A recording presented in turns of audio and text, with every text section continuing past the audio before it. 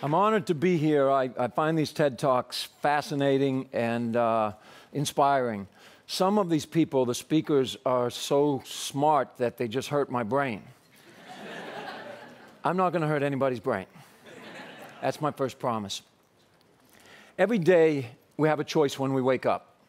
We can focus on what's wrong with our lives, or we can focus on what's right with our lives.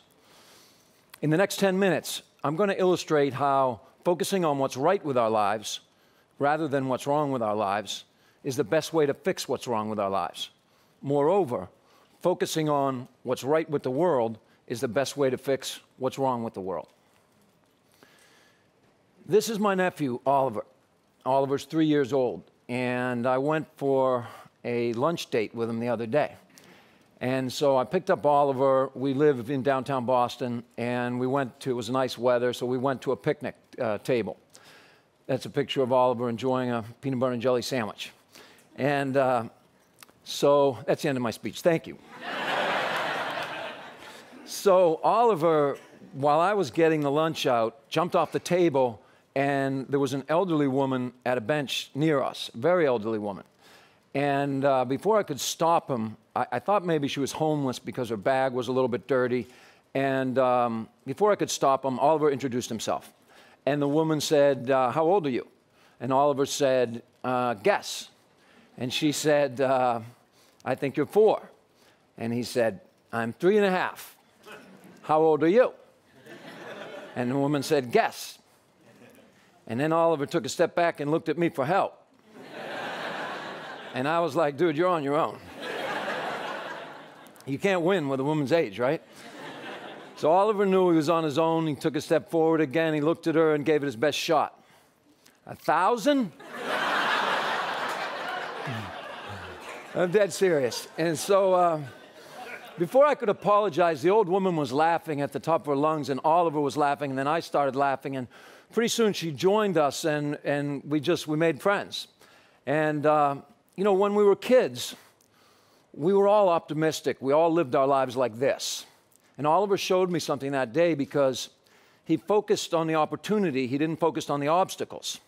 Unfortunately, as we get older, we tend to focus on the obstacles and not the opportunity. So we become skeptical as we get older instead of living like this, and we live a bit more like this, and we become pessimistic. Don't give me that look, any of you, because you're all guilty of it. Maybe not you guys, not yet, right? So the thing is that nobody wants to be pessimistic. Being a pessimist is not fun to be around, and pessimism adds anxiety and stress to our lives. The reality is that everybody on the planet wants to be happy. Some people think that having nice things will make them happy. Some people think that being some special place will make them happy. The reality is that the only thing that can make us happy is our disposition, our view of the world. This is my mom, Joan. And Joan and my dad raised 6 kids on about enough money for 2 kids. And my mom had a special trick. She'd get all 8 of us at the dinner table, and of course we had as much dysfunction happening in our home as any typical American or Boston home. And my mom would cut right through all that, and she'd say something very simple. "Tell me something good that happened today." And she taught us something because she changed the energy in that room. This is a picture of my younger brother, John, who's my business partner with Life is Good.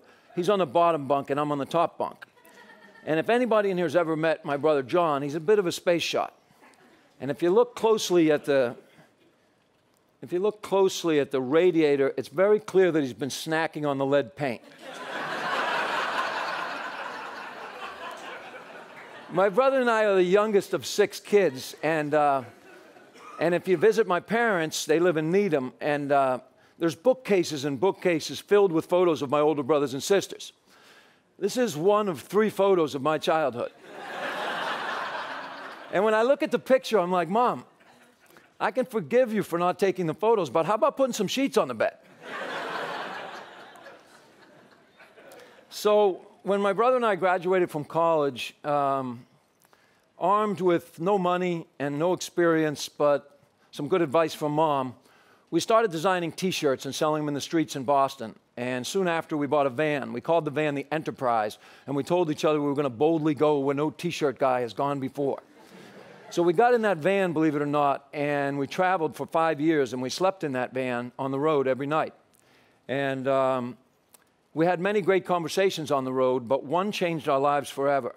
And it was a conversation about how the media inundates our culture with negative information, always telling us what's wrong with the world, but rarely telling us what's right with the world. And the result of that conversation was Life is Good, the brand. Seems silly to trademark those 3 words. It's almost like trademarking hello. So we got lucky in many respects, but we were drawn to being optimistic, and we believed that there was power in being optimistic. What was more important to us at the time, and what was a question mark, is it commercially viable? Will people actually buy those 3 words, life is good, and other optimistic messages? Well, they did. 2 days later in the streets in Cambridge, we sold 48 shirts in 45 minutes. And it scared the heck of us because we didn't know what to do. But the business started growing despite our lack of business acumen. I don't have time for all the mistakes we made, but trust me, we made lots of them. But the brand idea was strong enough that it carried us. We began to blur the line between work and play. And so to us, this is what a board meeting looked like. We really didn't know what was happening with the business, but it was growing underneath our feet. And the more shirts we designed, the more people bought. So in the first 6 years, the first day when we sold those shirts in Cambridge, we had $78 in our pocket. And in 6 years, it became a $3 million business. We thought we were on our way to the moon, and we were just enjoying things. And people ask, because we have a Life is Good Kids Foundation these days, did we start with the idea of an integrated model, for-profit and nonprofit? Trust me, I had no idea what an integrated model was, and I guarantee you my brother had no idea what it was. We were just trying to avoid getting a job. And we were enjoying it, and we were doing well with that, okay? That's when something surprised us. We started to get mail from people who faced severe adversity, and we really didn't know why they were writing. I'm going to read an example of a letter, and the letter came from one of these 2 boys. I still haven't met them, but one day I will. Dear Bert and John, my name is Alex. I have a brother, Nick, and we are 10. We both have extra challenges in the world, but at the end of the day, we still have each other. We were both born early and weighed only 1 pound, so we had a lot of growing to do. When I was born, I had my leg amputated. Nick is legally blind. Me and Nick have all of your shirts with all the things we like doing best, but if you ask us what we do best and what makes us happy and laugh the most, it is just being together. I know now that Nick has more challenges than I do. It's my favorite part because the kid's 10 years old. It's like he's been around the world, right? But he says and does things that make me laugh and forget feeling bad. I don't know how to describe it other than to say that I love him. You're lucky to have a brother too. He doesn't know my brother. I hope you do fun things together, your friends Alex and Nick. So when you get a letter like that, what do? You know? You get a letter like that, it shows you the depth of optimism. It shows you gratitude for what you do have. And it makes you think, I'll never say I have to do something again. I get to do something. We get to do the laundry because you get to stand on 2 feet. You get to go grocery shopping. You don't have to go grocery shopping because when you go grocery shopping, you get to look at the labels with 2 eyes. So here's these kids asking for nothing. They really called just to say hi and hang out. So we did the only logical thing anybody would do at that point. You probably guessed it. We started a pumpkin festival.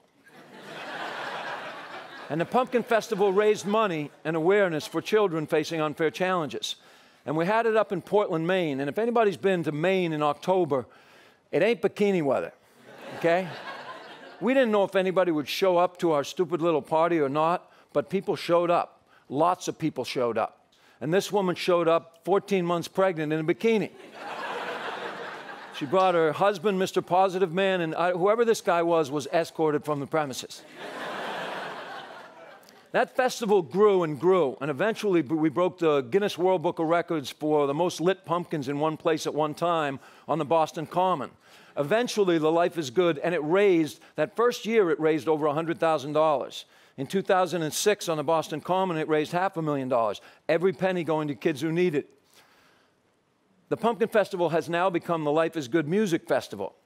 This attracts 30,000 optimists for a weekend who get together and hear great artists. We've had, this is Michael Franti in the picture, we've had Dave Matthews, we had Jack Johnson this year. So it's fun for us. We're still blurring the line between work and play, but we weren't born for business. Business was born for us.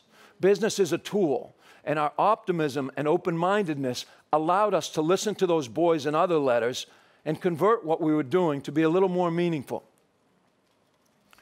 This kid, I have no idea, he's at one of our festivals and I don't know what he's looking at, but we literally blew his mind.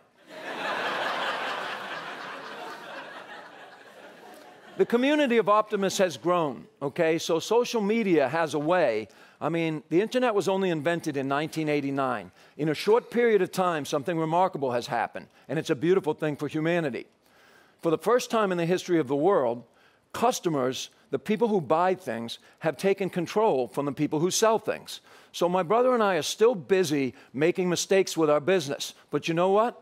People believe in us. They believe in us. They don't care that we make business mistakes. They believe in us. They believe what we're doing is authentic. We now donate over 10% of the profits from Life is Good, no matter what we do, to kids that need help. So people read about that, and they care about the causes that are important to them, and they invest in them. That is the way that capitalism is going. Capitalism isn't broken. It's been abused. And optimism and open-mindedness enables us to see that. For us, this is just the beginning of our road trip.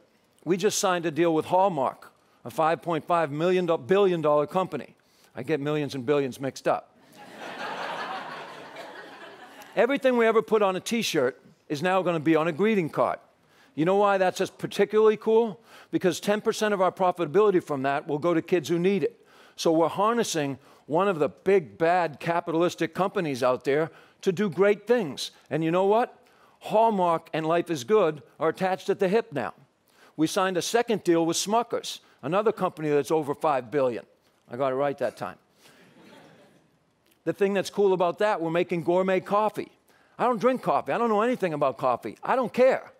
10% of the profits from that coffee is going to go to kids that need it. We're going to travel throughout the world, and we're going to bring our little brand everywhere we go, and we're going to help kids all over this world. We're not selling the company, and we're not going public.